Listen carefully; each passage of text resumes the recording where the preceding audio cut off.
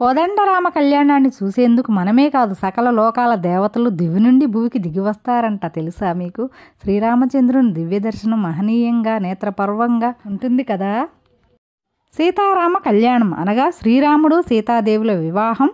ఇది హిందూ మతంలో అత్యంత పవిత్రమైనదిగా భావించబడుతుంది. ప్రతి సంవత్సరం చైత్రశుద్ధ నవమి నాడే శ్రీరామనవమి జరుపుకోవటం విశేషం.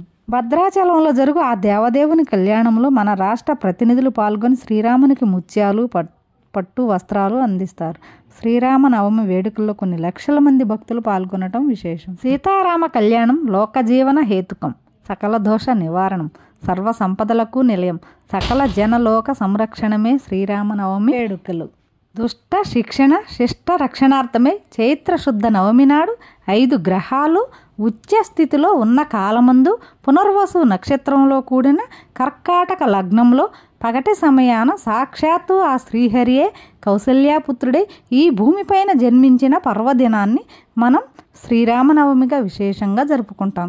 శ్రీరాముడు వసంత ఋతువులో చైత్రశుద్ధ నవమి గురువారం నాడు పునర్వసు నక్షత్రం కర్కాటక లగ్నంలో సరిగ్గా అభిజిత్ ముహూర్తంలో అంటే మధ్యాహ్నం 12 గంటల వేళలో త్రేతాయుగంలో జన్మించాడు.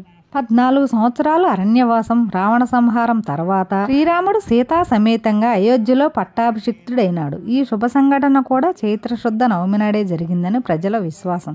మరి ఈ రోజే ఎందుకు సీతారాముల కళ్యాణం చేస్తారు? ఆగమ శాస్త్ర ప్రకారం శ్రీ సీతారాముల కళ్యాణం ఉత్తర ఫాల్గుని నక్షత్రం యుక్త వైశాఖ శుద్ధ దశమి రోజున జరిగింది. కానీ మహతాం జన్మ నక్షత్రే వివాహం అంటుంది ఆగమశాస్త్రం. అందువల్ల గొప్ప వ్యక్తులు అవతార పురుషులు జన్మించిన తిథి నాడే ఆ నక్షత్రంలోనే వివాహం జరిపించాలనేది శాస్త్రాల నియమం. అందుకే శ్రీరాముడు పుట్టిన చైత్రశుద్ధ నవమి నాడే పునర్వసు నక్షత్రం వేళ దేశవ్యాప్తంగా అంగరంగ వైభవంగా సీతారాముల కళ్యాణం జరుపుకుంటారు.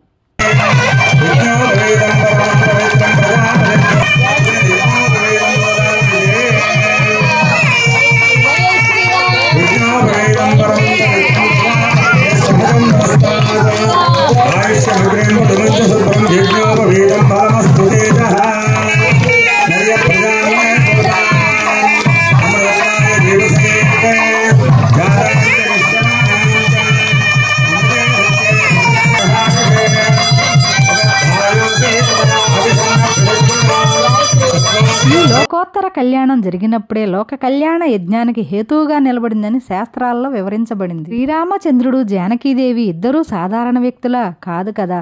వీరిద్దరూ యజ్ఞ ఫలితం ఆధారంగా ఆవిర్భవించినట్లు పురాణాలు చెబుతున్నాయి.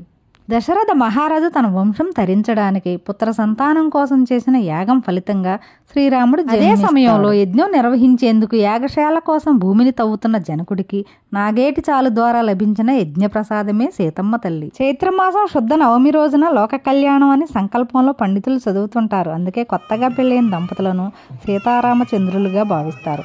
తలంబ్రాల కార్యక్రమంలో కూడా శ్రీ సీతారాముల కళ్యాణం పాటలను భజంత్రీలు పాడుతుంటారు. శ్రీ సీతారామభ్యాం నమః అంటూ పూజలు కూడా చేస్తారు కదా. ఈ శ్రీరామనవమి పండుగను భారతీయులందరూ పరమ పవిత్రమైన దినంగా భావించి శ్రీ సీతారాముల కళ్యాణ మహోత్సవాన్ని అతి వైభవంగా పట్టణాల్లో పల్లెల్లోనూ రమణీయంగా జరుపుకోవడం ఓ సాంప్రదాయం. శ్రీరామచంద్రుడిని తెలుగువారు ప్రతి ఇంట ఎలువెలుపుగా కొలుస్తారు.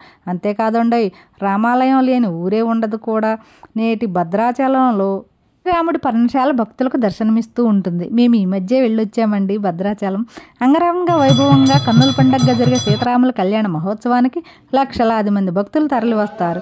కళ్యాణంలో పాల్గొని తిలకించి శ్రీరాముని దర్శించి దేవదేవుడి ఆశీస్సులు పొందుతారు. అటువంటి మహత్తరమైన శ్రీరామచంద్ర స్వామి కళ్యాణాన్ని మా వీధిలో ఉన్న రంగనాయక స్వామి వారి దేవాలయంలో ఉన్న శ్రీరామచంద్రమూర్తి వారి కళ్యాణం మా వీధిలో ఉన్న మండపంలో చేయడం జరుగుతుంది. శ్రీరామ వంశస్థుల చేత వారే పీటల మీద కూర్చొనడం జరుగుతుంది ప్రతి సంవత్సరమును.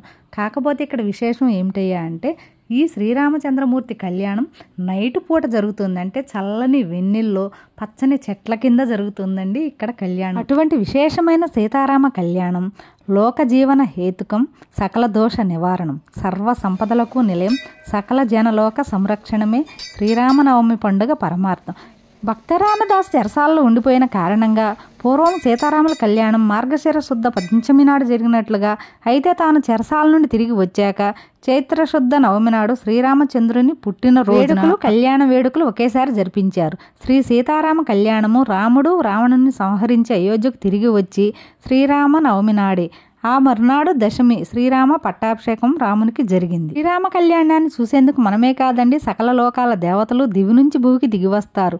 శ్రీరామచంద్రుని దివ్య దర్శనం మహనీయంగా నేత్రపర్వంగా పట్టాభిషేక సమయాన తిలకించి శ్రీరామనవమి రోజున సీతారాముని లక్ష్మణ భరత శత్రుఘ్ను ఆంజనేయ సమేతంగా ఆరాధించి వడపప్పు పానకము నైవేద్యంగా సమర్పించుకుంటారు. ప్రతి ఏడాది భద్రాచలంలో జరిగే శ్రీ సీతారామ కళ్యాణాన్ని చూసి ధరించి వారి జన్మ చరితార్థం అవుతుందనేది భక్తుల ప్రగాఢ విశ్వాసం. కనుక సమీపంలో ఎక్కడ జరిగినా శ్రీరామ కళ్యాణం చూసి ధరించడం మానవులుగా మన ధర్మం. రోజు కన్నా పర్వదినాల్లో శ్రీరామాన్ని తలవడం కూడా చాలా మంచిదే కదా. రామకోటి రాసి భక్తులు ఈ పుస్తకాలన్నీ ఇక్కడ ఆలయంలో సమర్పించడం జరిగింది.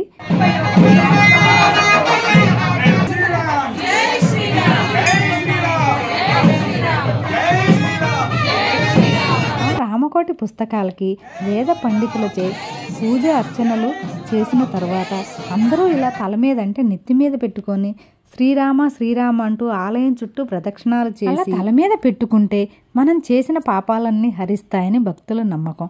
అందుకే ఆ రామకోటిని నెత్తిన ధరించి అంటే తల మీద పెట్టుకొని ఇలా ఆలయం చుట్టూ ప్రదక్షిణ చేసి ఇక్కడ పక్కనే ఉన్న గుమ్మిలో సమర్పించడం జరుగుతుంది. శ్రీ రామకోటిని రాసిన చేతులు ఏవో కానీ మోసే భాగ్యం మాత్రం మాకు కలిగింది రామయ్య తండ్రి అంటూ మేమంతా ఇలా తల మీద పెట్టుకొని ఆలయం చుట్టూ ప్రదక్షిణ చేసి అయితే వచ్చామండి. జై శ్రీరామ్ జై శ్రీరామ్ అంటూ.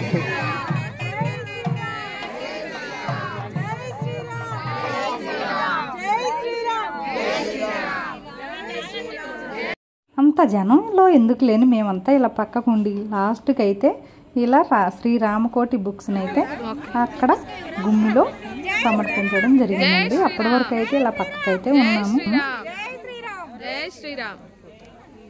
జగ్గయ్యపేట ఎన్టీఆర్ జిల్లాలోని మా రంగనాయక స్వామివారి వీధిలో జరిగే శ్రీరామచంద్రుల వారి కళ్యాణం ఎంతో అంగరంగ వైభవంగా అయితే జరిగిందండి. మా వీడియో నచ్చితే ఒక లైక్ కొట్టండి, షేర్ చేయండి, సబ్స్క్రైబ్ చేయండి, కామెంట్ చేయటం మాత్రం మర్చిపోవద్దండి. ఎలా ఉంది వీడియో చెప్పండి.